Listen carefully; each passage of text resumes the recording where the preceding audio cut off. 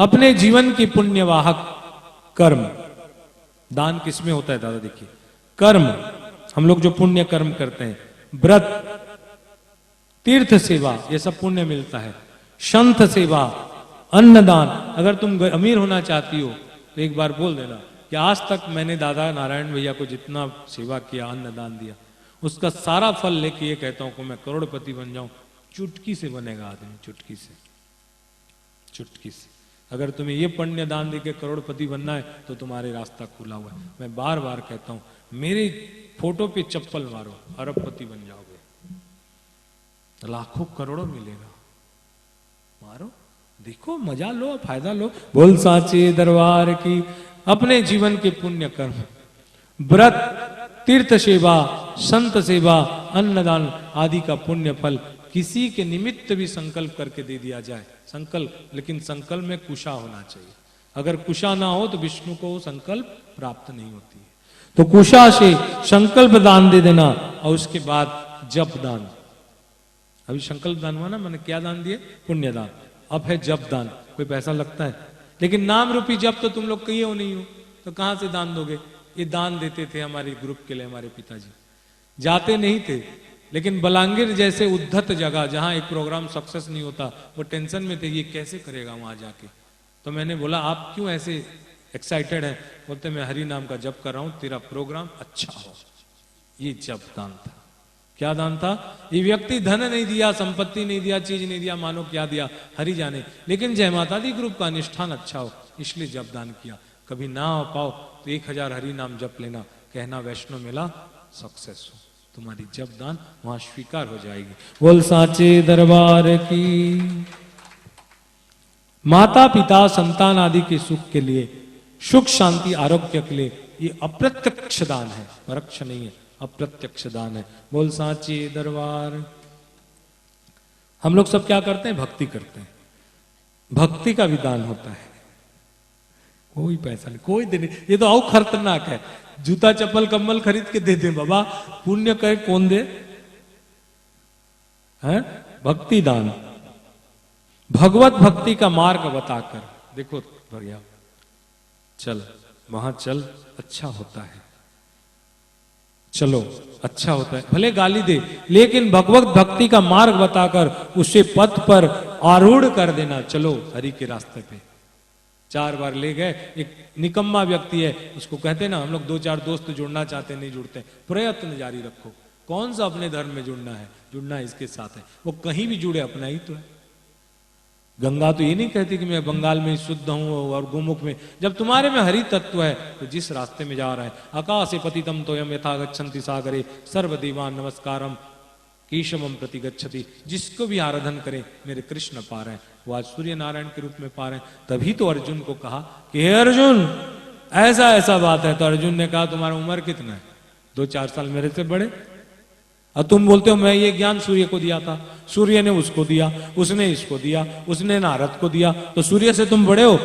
बोले, कहा कि हे अर्जुन, तू ये नहीं जानता कि मैं कौन हूं, तू ये नहीं जानता तू अगले जीवन और पिछले जन्म में क्या था क्या होगा, लेकिन मैं ये जानता हूं कि मैं पिछले जन्म में क्या था, अभी क्या हूं और आगे क्या रहूंगा, और तेरा भी जानता हूं कि तू पिछले जन्म में क्या था, अभी क्या है और आगे जानेगा। ये सूर्य से मेरे कृष्ण, सूर्य से भी मत गुरु श्री जगत गुरु श्री कृष्ण रूपी। ठीक है, भक्ति दान भी होना चाहिए। भक्ति दान कैसा है? किसी आदमी को भक्ति के रास्ते में लगा देना। हमको क्या मतलब है? अभी देखो कलकत्ता में कितने आदमी भक्ति में चल रहे हैं, दुनिया कहां जा रहे हैं, अपने जा रहे हैं, तो भक्ति में कोई तो लगाया। भीम भैया का प्रयत्न है, पुष्पा दीदी का आना है, किसी का मेहनत है, किसी का पैसा है, इसी पे तो जॉइंट में तो चल रहा है। यही भक्ति रास्ता, ये भक्ति दान है। हम लोग नहीं जानते कर रहे हैं, लेकिन हो रहा है। क्या हो रहा है?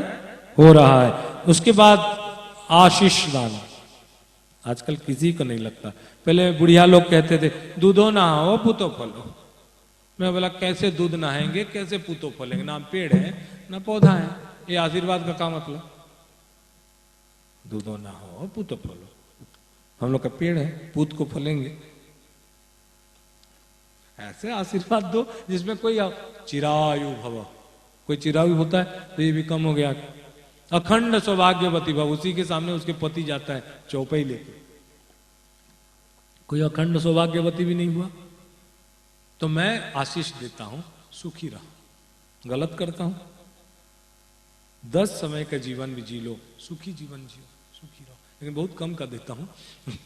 लेकिन आशीष दान किसी साधु सन्यासी, मैं अभी गोपाल के घर में बोल के आया, गोपाल के 2 नंबर भाभी को बोल दूं, कोई बात नहीं। किसी साधु, कोई बात अगर रुके कहीं ना तो ध्यान रखना, अगर कल्याण चाहे के भी कल्याण नहीं हो रहा है तो फिर आशीष दान लो, क्योंकि भाग्यों को भी परिवर्तन करने वाला संत महापुरुष का आशीष होता है। एक व्यक्ति पता चला कि उसकी बच्चा 5 साल जीवित रहेगा। कितना साल? 5 साल। तो किसी ने कहा कि हम 5 साल के बाद मृत्यु हो जाएगा। बोले कैसे? तो इनका ऐसा ऐसा लिखा है, कुंडली में लिखा है। ठीक है, गुरु ने बताया, कोई डरने के कारण नहीं, जा सीधा कहां? जहां कुंभ मेला लगते हैं। बताया कुंभ मेला में जाएगा, एक सफेद सा चादर लेना, बच्चा को बैठाना, सारे संत जब नहाते हुए अंदर जाएंगे और बाहर में आते हैं, जाते समय प्रणाम करवाना, आते समय प्रणाम करवाना।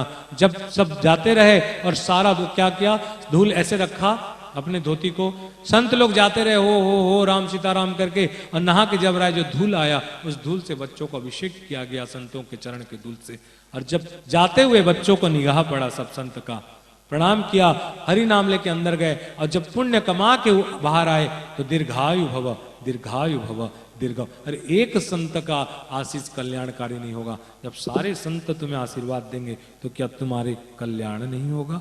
इसलिए आशीष दान लो, किसी भी साधु संत और कर्मनिष्ठ ब्राह्मण द्वारा, अथवा सती साध्वी, और ध्यान रखें प्रौढ़ जो वृद्धा, इसलिए मैं कहता हूं बड़ों का प्रणाम करो, उन्हें प्रणाम करके अभिवादन करने से आशीष मिलता है। जैसे कैसे आशीष मिला? मनु जाहि राखे हूं मिलहि सोवर, सहज सुंदर सांवरो, करुणा निधान सुजान सीलु, सहीह जावनत राबरो, एहि भांति गौरी असीस यली, तुलसी भवानी पूजी पुनि पुनि, मुदित मन मंदिर चली। जानी गौरी अनुकूल, सिय हर्षिन जात कही, बाम अंग पर मंजुल मंगल मूल, बाम अंग फरकने लगी। मौसम दीन हित, तुम समान रघुवीर, अस विचारि रघुवंश मणि, हरौ विसंभव पीर। अरे कामिनी नारी प्यार पिया, जैसे कामिनी नारी को प्रीतम प्यारा है, और लोभी के प्रिय दाम, और तिमि रघुनाथ निरंतर, प्रिय लागो मोहि राम। इस तरह मुझे तुम्हें प्यार है प्रभु। बोल साचे दरबार की जय। आशीष लो प्रौढ़ महिला का, ब्राह्मणों का, सत्यनिष्ठ ब्राह्मणों का, सुहागन स्त्री का, और साधु और संत का। बोल साचे दरबार की। जब इतना बिना स्वार्थ का बोल